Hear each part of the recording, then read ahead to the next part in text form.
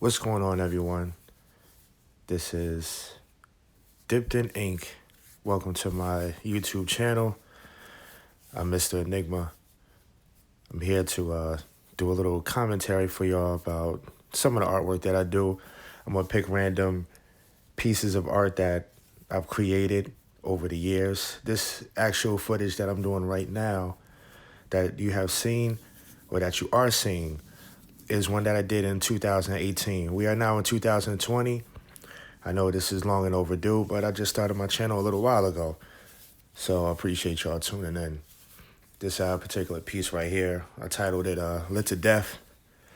It's basically a skeleton character sitting on a cardboard box, smoking and drinking. Simple. The type of tools and material I use is, a mechanical pencil. Use a certain type of lead, which isn't too hard, too strong on the paperwork, which is a H type of pencil. Later on, you'll see with more videos and the other videos that I've already posted on YouTube. Other tools, I've put it down in the description for people to look at so they can see what I use. But it's really your preference, whatever you want to use. Whatever works better for you to get the job done, that's all that matters. So as you see, as I'm working on the image, for the most part, start from the face, then you work your way down, going to the neck area. Do a little bit of pre-shading in the beginning so I could figure out how the character is going to look, the dimension, get more of a feel of the characters, the emotions, and also how I want them to look in particular. As you could kind of see, I'm working on the top part of the head, working my way down, making sure all the details are tight and readable for when the time comes for me to add ink. And then later on, the markers to shade the character to give him more definition and dimension. From there, working my way down to the clothes on the character. Make sure I have it loose fitting. Try to keep everything I do to look realistic as possible, but whatever your interpretation is when you create anything that's art, it's whatever or however you feel at that moment. A lot of art is created based on a mood that the person is feeling at that moment in time in their life.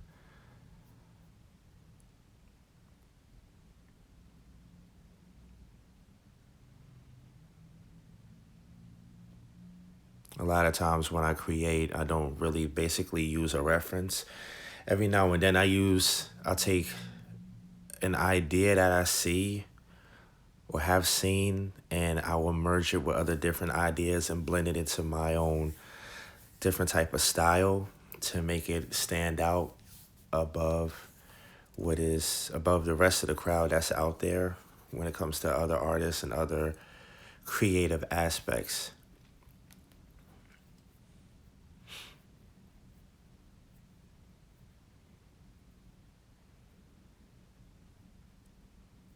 So at this moment right here, I'm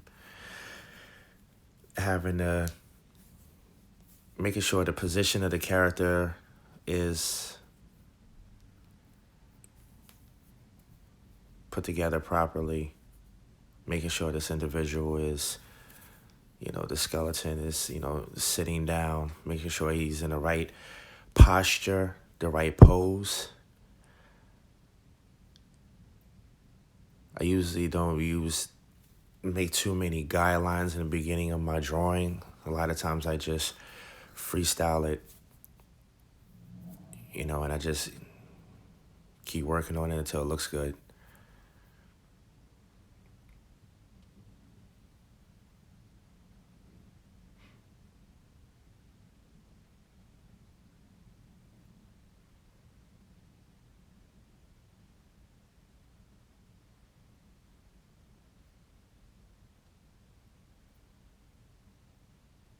The main thing that to be concerned with your characters that you create or any type of medium that you're drawing, try to make sure that what you're creating, the character looks symmetrical. I'm really picky on that. Every character has to look symmetrical. It's based on symmetry. You don't want to create a character with a lopsided face or one arm longer than the other, bigger or smaller than the other.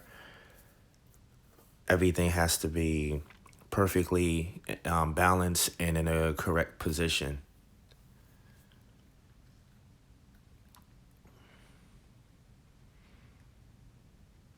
When you look at this character in particular, gotta make sure the thickness of the arms match the thickness of the legs. Make sure at the where the joints are, where it's bent, it has to be even with the other, the other joints that are bent on the opposite side of the individual. So the left and the right side has to be symmetrical. It has to be, perfectly aligned. No matter what position a character is in, they have to be perfectly aligned. Right here, I'm doing a part of the sneakers, making sure it's in a perfect length. I don't need to draw a skeletal version and then draw the layer of the sneakers on top. I already have a idea how the model should look since I've been doing it for so many years. Now I'm creating a part of the pants leg. I'm showing some, rip, some damage to the jeans. Looks like that has been used, or it could be also fashionable, being stylized. But it's just showing more attention to detail of the character. Now I'm drawing the skeletal hands. I'm making sure that the hands are already in a set place, in a set position for me to put, the item in his hands, which would be in his hand, which would be an alcohol bottle. So I use myself for the most part as a model. I stare at my hands. A lot of times I will bend my hands into certain positions, and while I have it frozen into a certain position in time, I will stare at my hand and use it as a model while I'm, drawing it to make sure I get the most realistic look as possible.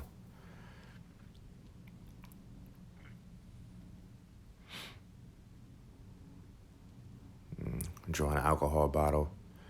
No bottle or branding in particular. I'm just trying to make sure that the bottle looks realistic as possible. So when a person on the outside is looking at the item, they will know exactly what it is.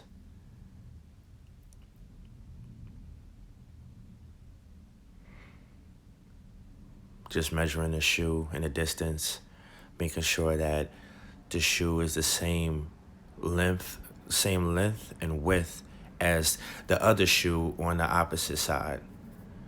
Like I said before, everything has to be symmetrical. It cannot be one side short and one side long, one side thick and one side, thin.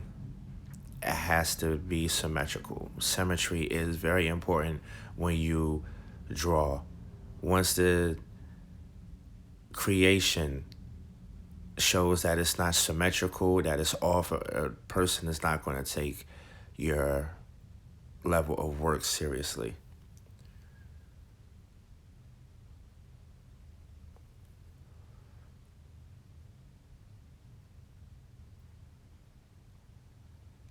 Create a rubber sole for the shoe.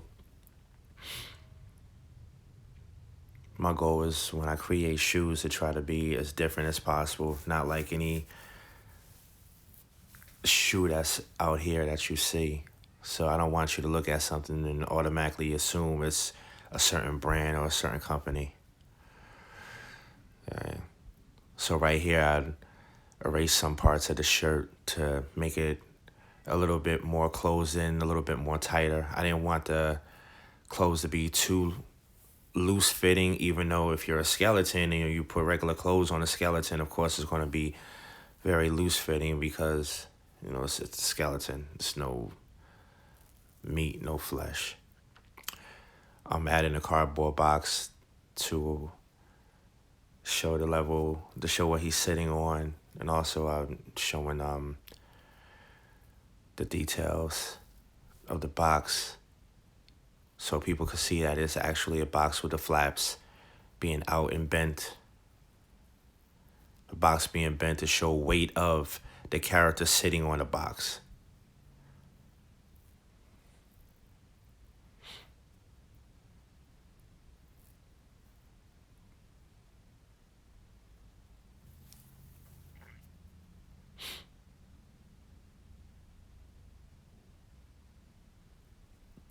Now, adding the division between the t-shirt and the jeans, showing separation.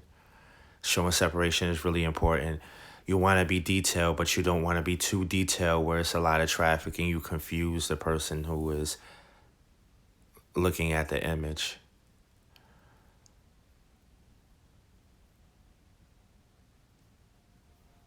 I make sure I have enough wrinkles on the clothing so you could see not only the details and definition, but also with the shading to show that the character is, looking as realistic as possible.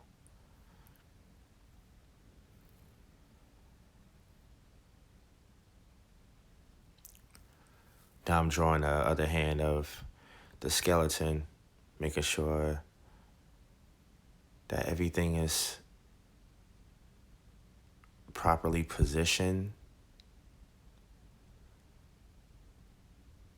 making sure everything is aligned, making sure it's the right length.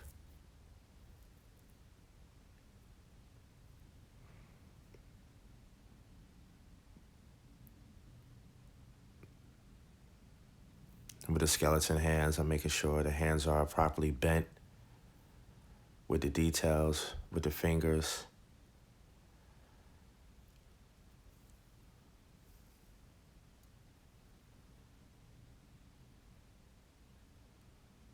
The hands are enclosed for the most part, showing that he's about to have an item in his hand that he's smoking.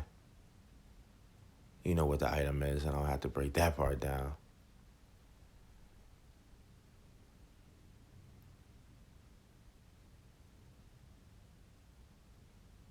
Just making sure all the fingers are properly aligned, are the proper space apart from each other, even though the fingers are bent. Showing that they slightly bumping into each other, but it's not too cluttered, it's not too crowded.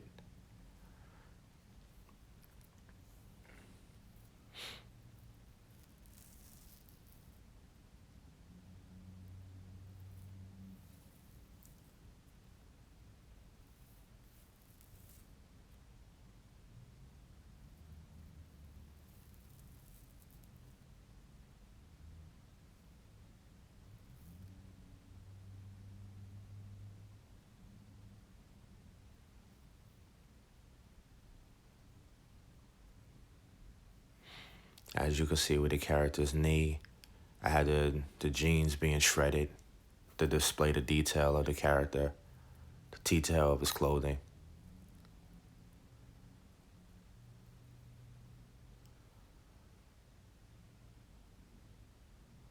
Added some jewelry around his neck.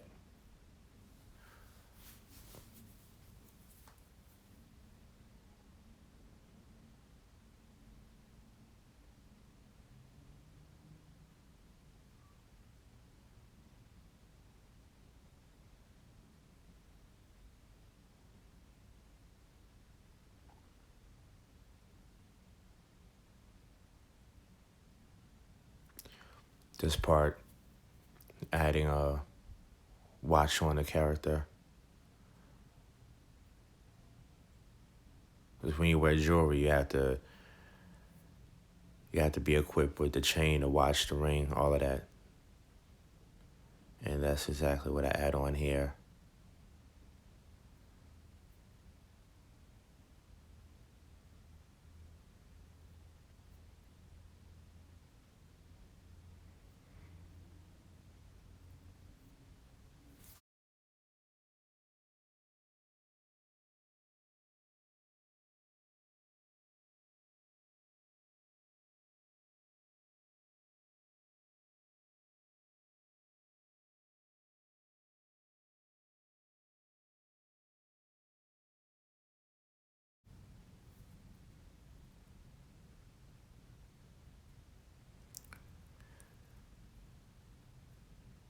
As you can see, I'm adding more creases to the t-shirt. Since the t-shirt is of a very light fabric and of cotton material, it displays a lot of wrinkles and a lot of bend. There's different type of bends when it comes to wrinkles. It's the X bend, the Y bend. You have a Z bend. A lot of people might not know that or understand that, but when it comes to dealing with fabric, it's different. It's they have all different types of names and definitions for the clothing. So down here I'm at the sneaker part. Put the laces in. Put the tongue for the shoes to show as much detail and definition as possible. Also pre-prepping it for as a guideline for when I shade the image. Having loose shoestrings to show that the character really doesn't, care. He's just chilling. He doesn't really care too much about how he looks.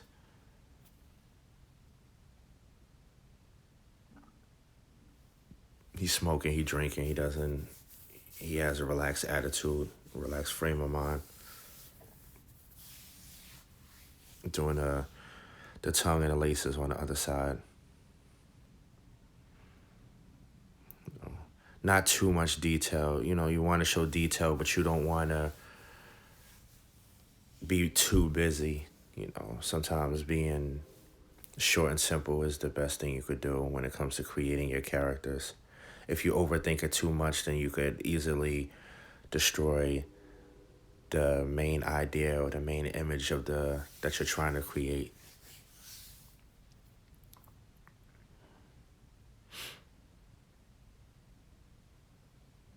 Showing slight details of where the top of the insert is. And there you have it. So the layout for the sketch is complete.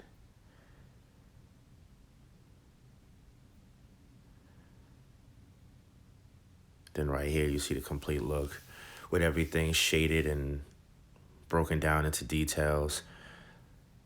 All about lighting. Whenever you create an image, whenever you ink that image up, whenever you add the shading, have to make sure lighting is the key element. You can't have it look all types of crazy. So thank you for tuning in.